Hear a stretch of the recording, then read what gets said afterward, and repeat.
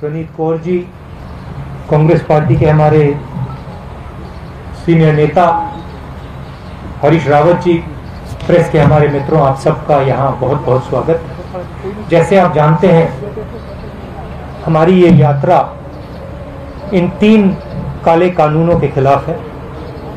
ये जो कानून प्रधानमंत्री जी ने बनाए हैं, ये जो खेती का एग्जिस्टिंग स्ट्रक्चर है, फूड सिक्योरिटी का एग्जिस्टिंग स्ट्रक्चर है, उसको खत्म करने का, नष्ट करने का तरीका है।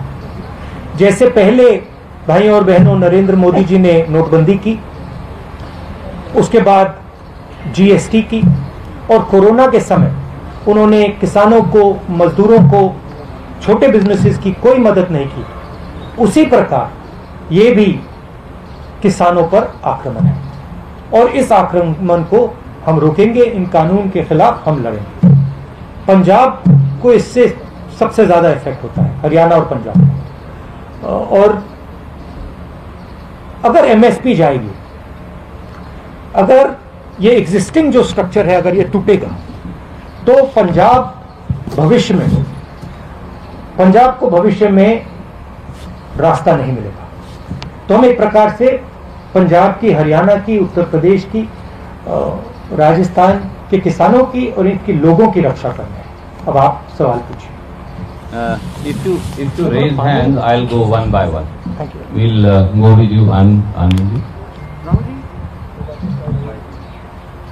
Just wait for the mic. You raise hands, I'll note down, and then we'll do it in order. You are Beti Bachao mission, but before this आप बेटी बचाओ मिशन लेके हाथरस जा रहे थे।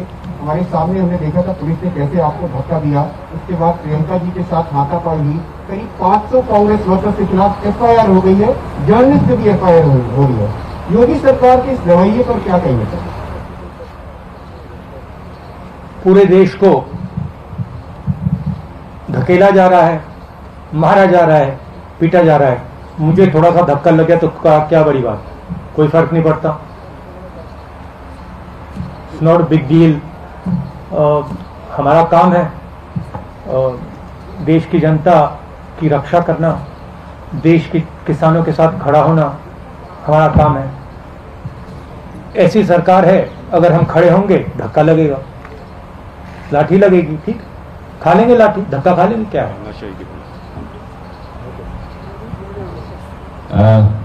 Thank you sir. मैं आपसे एक अनुरोध, जो धक्का, जो असली धक्का लगा, धक्का छोड़िए, जो अनइमेजिनेबल उस परिवार को लगा। आप सोचिए, आपकी बेटी है, you have a son, you don't have a daughter, so maybe you will not understand this. People who have daughters will understand it. You might not understand the rape aspect, because that is something that Indian women have to deal with. You will certainly understand the murder aspect. Suppose someone killed your son, and then when you went for justice, they locked you up in your house, and then the DM came to your house and kicked you and threatened you and told you that if you open your mouth, the entire state of Uttar Pradesh will sort you out. And I told you, don't worry, all these protesters, they will go away, Rahul Gandhi will go away, but we will be here. Now you get a feeling, get a sense of how you would feel. That is how that family felt. That is why I went there, because I wanted that family to know that they are not alone. मैं इसलिए वहां गया था और मैंने परिवार से कहा, मैं सिर्फ आपके लिए नहीं आया, मैं आपकी बेटी के लिए आया हूं, आपके लिए आया हूं, मगर मैं देश में जो लाखों महिलाएं हैं जिनके साथ रोज कोई ना कोई बदतमीजी होती है, हजारों महिलाएं हैं जिनका रेप होता है, मैं उनके लिए भी यहां आया हूं। इंटरेस्टिंग बात यह है कि बच्ची का रेप होता है, मर्डर होता है, पूरा एडमिनिस्ट्रेशन परिवार पर आक्रमण करता है और देश के प्रधानमंत्री एक शब्द नहीं कहते। इंटरेस्टिंग बात है। Thank you, sir. May I make one request? आप कोई भी प्रश्न पूछ सकते हैं, स्वागत है, क्योंकि राहुल जी ने सुओ मोटो में 3 किसान बिलों की आपसे चर्चा की है। पहले उससे जुड़े सवाल ले लें और फिर कोई और प्रश्न हो तो वो लेंगे। Raman ji from news 24, sir I have noted down and going to come to sir, जो किसान के 3 अध्यादेश के बारे में आप लगातार जिक्र करते हैं कि इसको केंद्र सरकार ने बिना किसानों से सलाह मशवरा किए, बिना पॉलिटिकल पार्टीज को कॉन्फिडेंस में लिए पास करवा दिया। अब चूंकि पंजाब में, हरियाणा के कुछ भागों में भी आंदोलन हो रहा है, लेकिन नरेंद्र मोदी या उनकी सरकार के लोग हमेशा इसका मजाक उड़ाते हैं। वो कहते हैं कि राहुल गांधी ट्रैक्टर यात्रा कर रहे हैं, लेकिन ट्रैक्टर पर गद्दा लगा कर यात्रा कर रहे हैं, वो किसानों की क्या बात करेंगे? और अगर वाकई किसान परेशान है देश के दूसरे हिस्सों में, वहां कोई बात क्यों नहीं करता, वहां कोई आंदोलन क्यों नहीं हो रहा? देखिए, बात क्या है,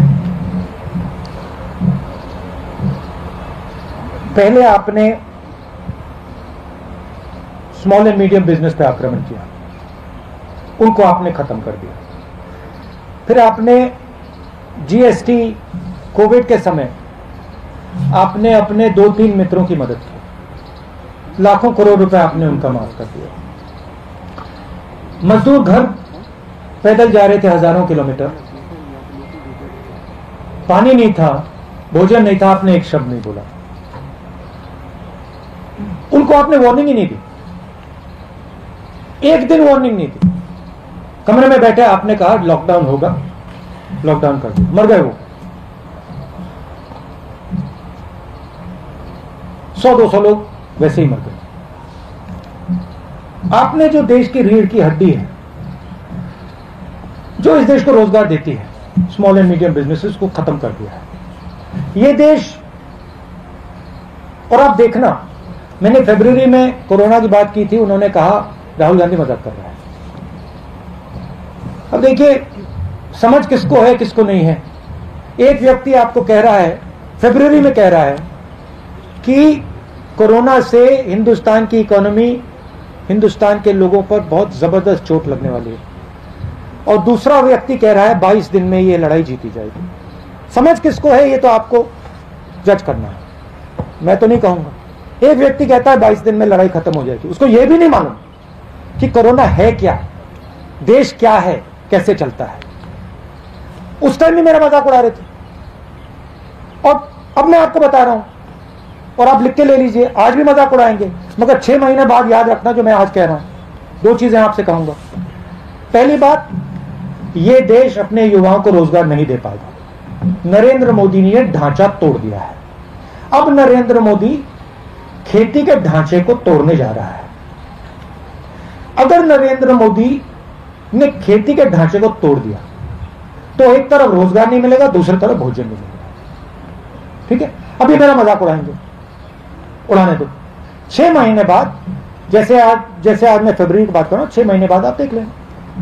ठीक है, ये सिस्टम है, ये फूड सिक्योरिटी का सिस्टम है, एमएसपी है, फूड डिस्ट्रीब्यूशन सिस्टम है, प्रोक्योरमेंट सिस्टम है, मंडियां हैं।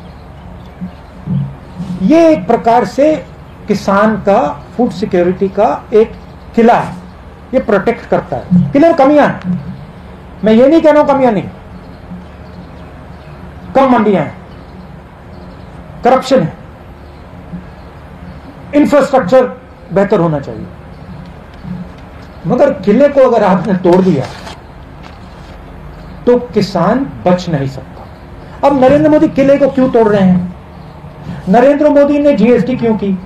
नरेंद्र मोदी ने डिमोनेटाइजेशन क्यों किया? नरेंद्र मोदी जी ने कोरोना के समय गरीबों की मदद क्यों नहीं की?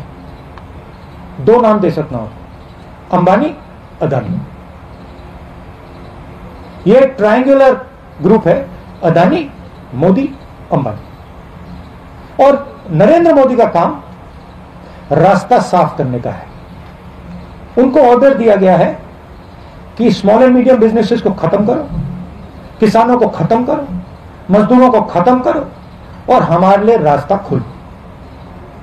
अब मजाक कौन कर रहा है ये आपको डिसाइड करना है। एक सर मैं Raman ji, I'll come back to you. We have to. I'll come back to you. We'll give you a second. एक सेकंड, क्या भाई? पीडीएस के बारे में क्या 75 करोड़ जो पीडीएस के लाभार्थी हैं उस पर भी इसका असर पड़ेगा क्या? तो ये फूड सिक्योरिटी सिस्टम पर असर पड़ेगा। जो जब आप अनाज खरीदते हो मार्केट में, आप खरीदते हो, जो आपको प्राइस मिलती है वो प्राइस आपको इसलिए मिलती है क्योंकि ये स्ट्रक्चर है। जब गरीब व्यक्ति को राशन दिया जाता है वो राशन इसलिए दिया जाता है क्योंकि ये स्ट्रक्चर है। अगर आप स्ट्रक्चर को ही तोड़ देंगे तो आने वाले समय में आपसे भी ज्यादा पैसा लिया जाएगा। सिर्फ देखिए, लोगों ने कहा हाँ ठीक है जीएसटी कर दी तो हमारा क्या नुकसान है? स्मॉल मीडियम बिजनेसेस को नुकसान होगा, मगर जो कंज्यूमर है उसको क्या नुकसान होगा?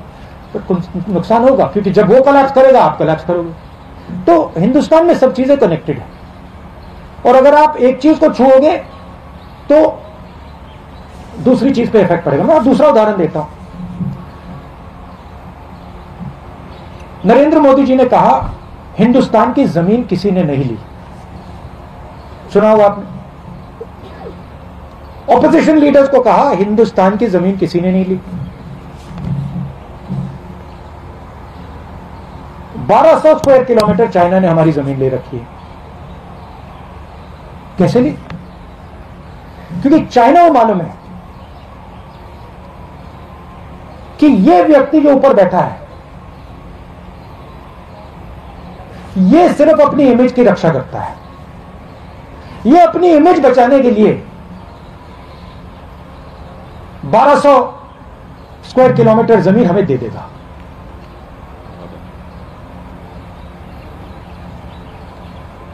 आप सिर हिला रहे हो, पूरा देश जानता है।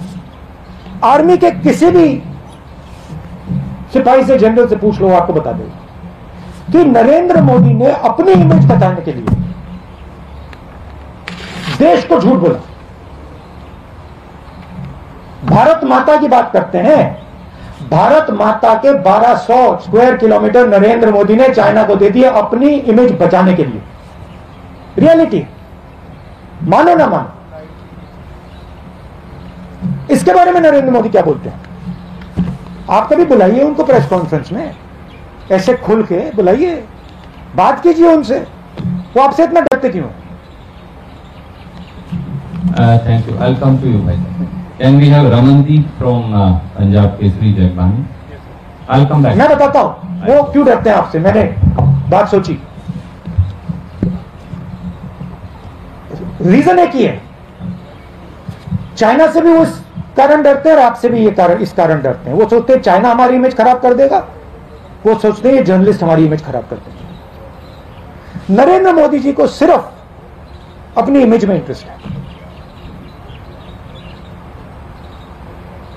टनल में जाएंगे, अकेले जाएंगे, वेविंग हो जाएगी,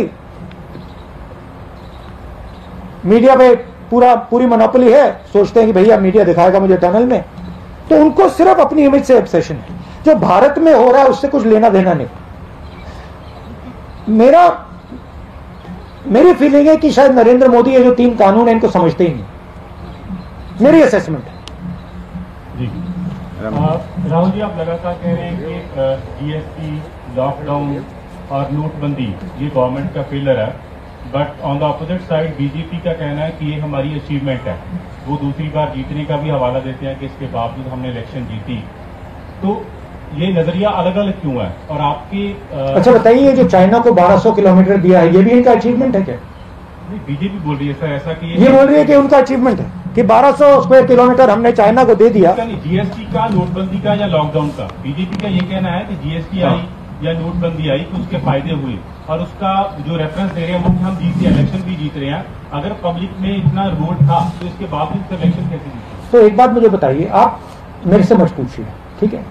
आप किसी भी स्मॉल बिजनेस वाले के पास चले जाइए, दुकानदार के पास चले जाइए और उससे पूछ लीजिए, उससे पूछिए भैया जीएसटी से आपका फायदा हुआ या नुकसान, अचीवमेंट है या फेलियर है। फिर उससे आप पूछिए भैया एक बात बताना, ये जो डिमोनेटाइजेशन है 500,000 रुपए का नोट जो रद्दी किया था, ये अचीवमेंट था या ये फेलियर था? मुझसे क्यों पूछ रहे हो आप? जनता से पूछो, जनता बता देगी। मैंने बहुत लोगों से पूछा है, छोटे दुकानदारों से बात की है, व्यापारियों से बात की है, किसानों से बात की है। वो तो कहते हैं कि भैया इन कानूनों ने हमें नष्ट कर दिया, खत्म कर दिया। आप जाइए थोड़ा यहां से बाहर जाइए, किसान से पूछिए, पंजाब के किसान से पूछ लीजिए, ट्रैक्टर लिए घूम रहा है, सड़कें रोक रहा है।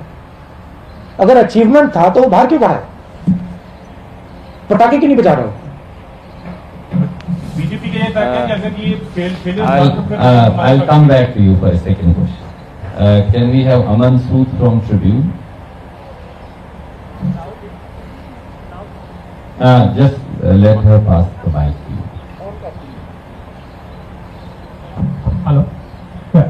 Rahulji, there is a general perception across the country that an opposition with the Congress and other stakeholders is not as strong, and the BJP is able to take up China for that matter, or do the Jammu Kashmir. Can you put the mic?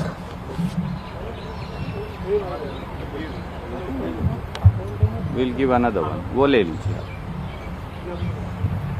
Hello. Yes. So they are saying that a weak opposition across the country, including the Congress. Do you think that the general perception that is it so that the BJP is doing everything that they can just because the opposition is not united across many states and especially in Delhi and at the center? See, an opposition in any country functions within a framework. What is that framework? The framework is the press. The framework is the judicial system. The framework are institutions that protect the voice of the people. This is the framework. That entire framework has been captured. The entire architecture of giving voice to the people of India is captured and controlled by the BJP. You know that.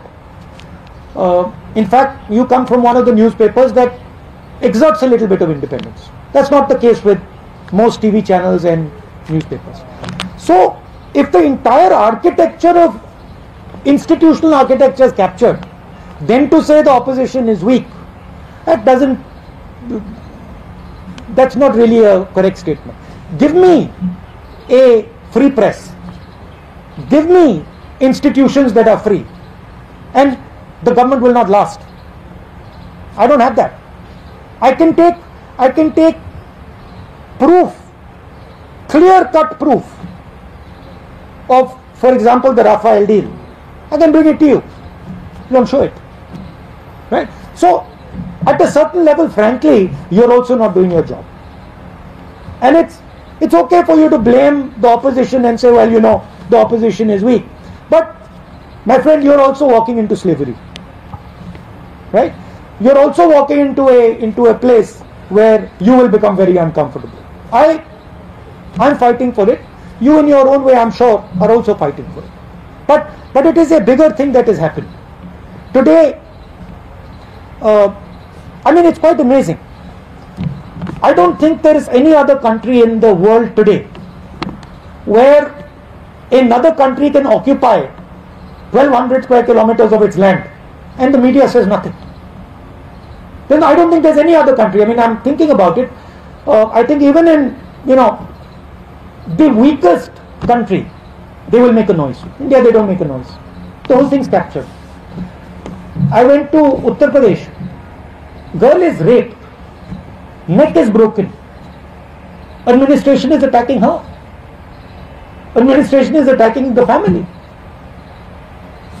It's amazing. It is the result of a complete capture of the soul of this country. And it's a forcible capture. If it was captured with affection, I would be the first to stand by it. But it's a forcible capture. That's what we are fighting. And you will see, this fight will become more and more aggressive. Thank you, Arun Singh ji.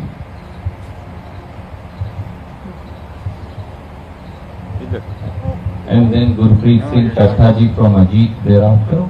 Hello Rahul ji, आप उत्तर प्रदेश गए, आप पंजाब आए हैं, आप lockdown के दौरान taxi driver से बात कर रहे थे, आप जब भी कहीं जाते हैं किसी इशू को उठाते हैं, बीजेपी की तरफ से एक वर्ड है पॉलिटिकल टूरिज्म।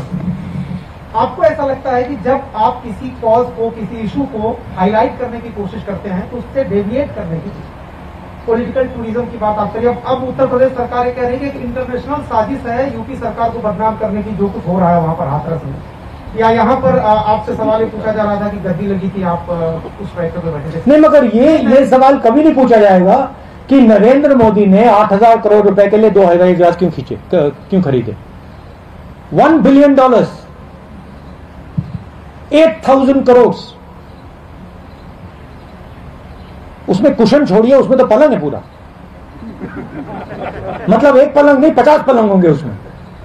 ये नहीं कहते कि भैया हमारा जो प्रधानमंत्री है उसने 8,000 करोड़ रुपए का जहाज खरीदा। क्यों? क्योंकि उसके मित्र ट्रंप के पास जहाज है 8,000 करोड़ का, तो उसे भी चाहिए। ये नहीं कहते, ये कहते भैया राहुल गांधी, अमरिंदर सिंह जी गए, ट्रैक्टर पे बैठे थे, किसी ने कुशन लगा दिया। तो मैं वही कह रहा हूँ, नैरेटिव चेंज हो जाता है। आप पॉलिटिकल टूरिज्म वर्ड इसको दिया जाता है। इसलिए मैं पूछ रहा हूँ कि आप अगली बार जब कोई इशू उठाने की सोचते हैं तो इससे निपटने का क्या उपाय आपके पास है? क्योंकि देखो, मैं अपना काम करता हूं। मैंने जैसे बोला, मीडिया कैप्चर्ड है, इंस्टीट्यूशनल स्ट्रक्चर कैप्चर्ड है, उनका उधर डोमिनेंस है। मगर किसान पर जो अत्याचार करते हैं, छोटे दुकानदारों पर, स्मॉल मीडियम बिजनेसेस पे जो आक्रमण करते हैं, युवाओं के भविष्य पे आक्रमण जो करते हैं, उधर तो डोमिनेंस नहीं है ना। उधर मैं काम करता हूं। अब कहीं ना कहीं हिंदुस्तान के युवा को दिखेगा कि भाई यहां पे नरेंद्र मोदी जी टनल में वेविंग कर रहे हैं, मगर मुझे खाने को नहीं। किस बात की वेविंग कर रहे हो वो टनल में, जब मुझे खाने को नहीं है, मेरे पास रोजगार नहीं है, मुझे भविष्य नहीं दिख रहा। तो कभी ना कभी रियलिटी, सच्चाई तो बाहर आती है ना। मैं पेशेंट आदमी हूं, रुक जाऊंगा थोड़ी देर। शुक्रिया। Can we have Gurpreet Singh ji from अजू? सर, जिद्दां आप थोड़ी पार्टी सर, मैं माइक देता हूँ। हेलो सर, जैसे आपकी पार्टी बोलती है, आपके वर्कर बोलते हैं कि आप जब सत्ता में आए, आपकी सरकार कांग्रेस बनती है तो 3 बिल है जो आपने बोला कि हमने वो बंद कर देंगे।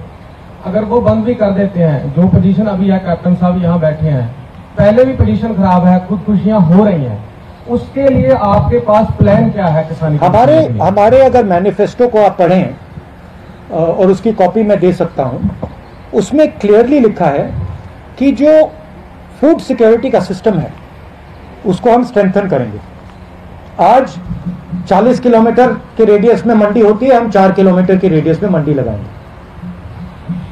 हम इस सिस्टम को, जो इसकी कमियां हैं, उसको सुधारने की कोशिश करेंगे। मगर हम इस सिस्टम को तोड़ेंगे नहीं, क्योंकि हम जानते हैं कि अगर हमने ये सिस्टम तोड़ दिया तो किसान गया। अब सिंपलिस्टिक बात है, नरेंद्र मोदी जी को शायद समझ ही नहीं है, पता नहीं। अगर आपने सिस्टम तोड़ दिया, अगर पूरा एग्रीकल्चर का आपने सिस्टम ही तोड़ दिया, तो फिर किसान की प्रोटेक्शन कहां रही? तो हमारी जो फिलॉसफी थी कि हम जानते हैं कि मंडियों में कमी है, हम जानते हैं कि वहां पे करप्शन है, बट हम इस सिस्टम को रिफॉर्म करना चाहते हैं। वो कॉम्प्लिकेटेड मामला है, आसान मामला नहीं। नरेंद्र मोदी जी जो सच्चा चैलेंज है उसको एक्सेप्ट नहीं करना चाहते। नरेंद्र मोदी कहते भैया इसको तो मैं उड़ा देता हूं। अब black money is a difficult challenge. Narendra Modi उस चैलेंज को एक्सेप्ट नहीं करना चाहते, कहते मैंने नोटबंदी कर दी, खत्म हो गया 4,000। तो बहाना है। अमरिंदर सिंह जी अभी बैठे हैं, अभी हमने मीटिंग की अंदर,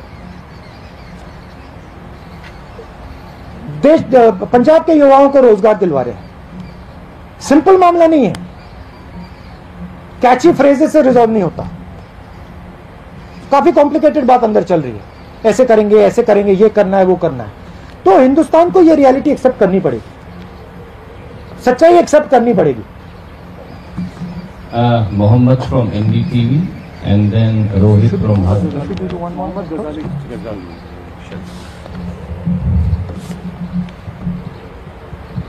So you have been mentioning in your speeches that you will save the federal structure. You are fighting this for saving the federal structure.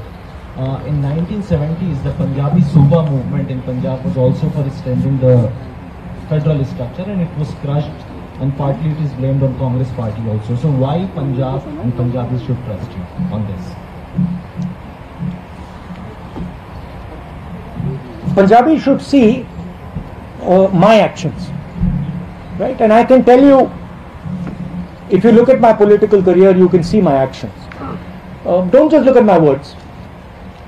I came to Punjab and I've learnt a lot from the Punjabi people. In fact, if you were to ask me, you have given me more than I have given you. So I have in a sense, a debt to you. कर्ज है. So in my mind, I believe. नमस्कार, मैं हूं मानक गुप्ता. अगर आपको हमारा ये वीडियो पसंद आया हो तो इसे लाइक और शेयर जरूर करें. और हाँ, हमें सब्सक्राइब और फॉलो करना ना भूलें ताकि आप देश और दुनिया की कोई खबर मिस ना करें. तो जुड़े रहिए हमारे साथ और देखते रहिए News 24.